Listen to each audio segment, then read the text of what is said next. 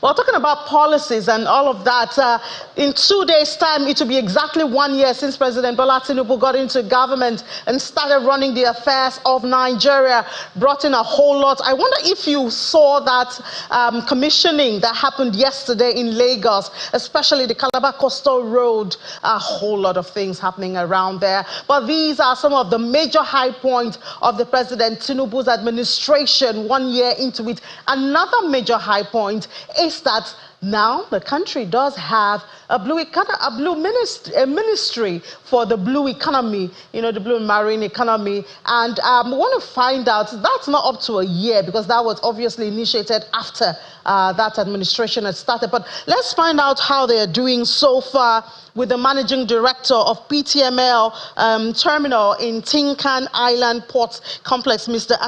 Ascanio Russo. Mr. Russo, good morning, and thank you so much for joining us in the studio. Well, we had said congratulations when the ministry, your ministry, was created, but I don't know if it has made any difference in your operations so far.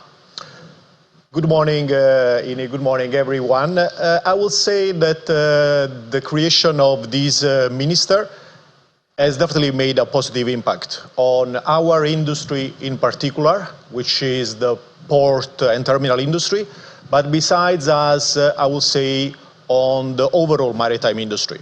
It's definitely a positive development because for the first time we have a ministry entirely dedicated to the maritime industry. And since he resumed as a minister, I would say Mr. Oitola has really made an impact. He has engaged with all stakeholders from day one. And we are expecting and we are confident that there will be a number of positive changes in our industry. So, I mean, talking about your ministry or your sector, you have a lot of external factors. For one, infrastructure that affects how operations are carried out. So I guess it will now depend on how the minister is able to interact with other ministries to be able to attract, you know, infrastructural development around the port and all of that. And we do know the tales of a lot of exporters in Nigeria is not a pleasant one. Yeah, as I said, I'm very positive because we've already seen some major infrastructure development going to happen very, very soon.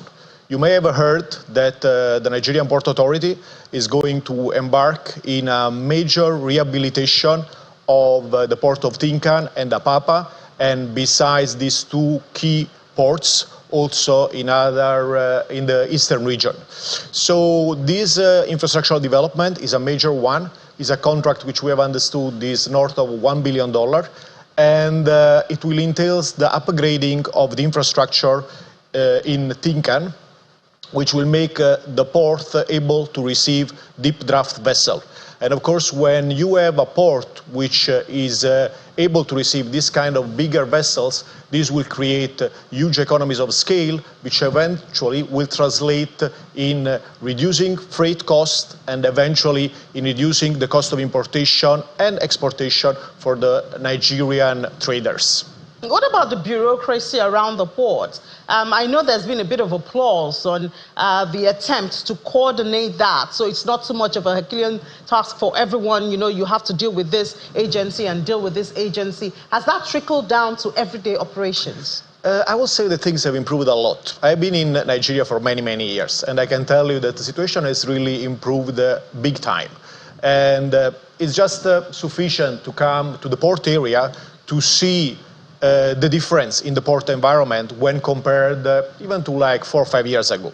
I mean, the number of agents on the street is much lower. The interaction physical interaction, I mean, between importers and exporters and authorities has reduced a lot. And this is because a lot of operations are now happening online. And even the traffic around the port has greatly reduced. And that is thanks to the introduction of certain electronic systems, specifically a queuing system which is called ETO, which has really improved a lot of the situation. And this is because of the cooperation between NPA, the Ministry of Transport, and the Lagos State government, which has been able really to control the access of all the trucks, the tankers to the port area. So I would say that in the last couple of years there have been a huge improvement, and also specifically in the last 1 year things have got much, much better. That is also because, of course, the volume of cargo coming into the port has reduced, and this is a result of the Naira crisis, and so the challenges in accessing US dollar, especially last year. Things are improving this year. The rate of Naira against dollar has somehow stabilized. It seems that now we're moving in the range 1400, 1500. And again, I believe that this administration has put in place the right policies, even if are painful policies, but these policies are eventually going to pay off. And we see it already, because last year it was very, very challenging. The traffic in the port in terms of import dropped significantly. But this year we're already seeing sign of improvement. But another good news which we can tell is that the export from Nigeria has increased a lot. We have seen that in the past the ratio, let's say, between import and export container was one export container exported for every 5, and now this ratio has improved a lot. So the export out of Nigeria has grown significantly, and because also of the Naira devaluation, this has meant also increase of dollar coming into Nigeria. So when you say export has increased, what are some of those crops or products that are being exported? Okay, the key products for Nigeria, of course, is commodities like cocoa, cashew, cotton seeds, you name it. Cocoa, I believe, has been especially a big success story. You may have heard that the price of cocoa has gone through the roof this year. I think that as at now, we're probably about $9,000, $10,000 per ton. And this has really been very, very positive for Nigerian farmers, because of course the price they are getting in Naira terms has been huge compared to what they were getting before. And this has really driven a massive export of cocoa from Nigeria this year. I think probably it has been the highest ever for this country. So paint a picture for us, because I spoke to a cocoa exporter some time ago, and they did say that the delay, I know you said the situation has improved now. Like, how many days does it take someone wants to export cocoa or any other crop at that, the process, and how long it takes so the person can meet up with the demand on the other side of the sea? I mean, it's very difficult to provide with a precise timeline, but I will say that there are no challenges really to bring the containers to the port. You know, over the last 1 year, the Nigerian Port Authority has created these export processing terminals where the exporters can bring their cargo, stuff the containers there, and then from there move it to the port. As I said, the traffic around the port has reduced a lot, so there is no challenging in accessing the port, and there is no congestion in the port. So the exporters, they do not really face any problem as at now. There is no delays, and that's why this season has been so successful for the Nigerian exporters in general and for the cocoa exporters in particular. Some time ago, you were quoted in one of the medium how you complained about cargoes going through neighboring countries, you know, because of some of the hitches around here. Has that changed? This has changed. I'd say this has already changed some time ago. In the past, you know, the port of Cotonou was one of the major import ports for Nigeria, especially for cars. You know, our core business as Grimaldi and PTML is cars and trucks. And in the past, we have been complaining because there was a huge diversion of this traffic to Cotonou. I will say that this is not happening anymore. In the past, customs has really acted decisively against these smuggling activities, and as of now, there is no diversion of cars specifically to Cotonou port, and any other cargo, I will say, is very, very marginal. And that is because the port in Lagos have become much more competitive. There is no congestion anymore. Accessibility to the port is much easier than it was in the past. So there is no real inducement for anyone to move the cargo to Cotonou. The challenge rather, of course, is the Naira. The challenge is the difficult economic situation we are all experiencing every day. And just to give you an idea, the volume of cars imported has dropped significantly. Again, we are positive about these reforms that the administration has implemented. We know that this has been very painful, is still painful, but I want to believe that now that the Naira seems to be stabilizing against a certain level, the volume of trade with Nigeria will definitely grow up again. Yeah, but I mean, the customs duties rate is still it's still unpredictable at this time. I think it's changed like 7 times already, if not more, this year. This is a challenge, but of course, customs has to apply the official rate of exchange. And since now the Naira is floating up to an extent, the rate of exchange applied on the custom duties is changing almost every day. And this creates some uncertainty, which is the worst thing for any business person. Because of course, what we want is stability in the Naira. But again, I will say that in the last few weeks, we have seen certain level of stability. So at least with this level of stability, it is possible, I mean, to estimate the level of business you can manage.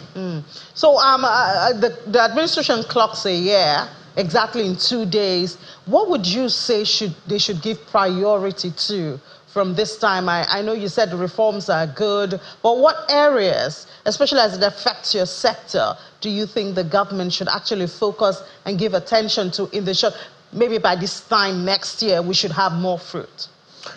Again, I believe that the main reform which was necessary in Nigeria has been done, and that is really the floating of the Naira.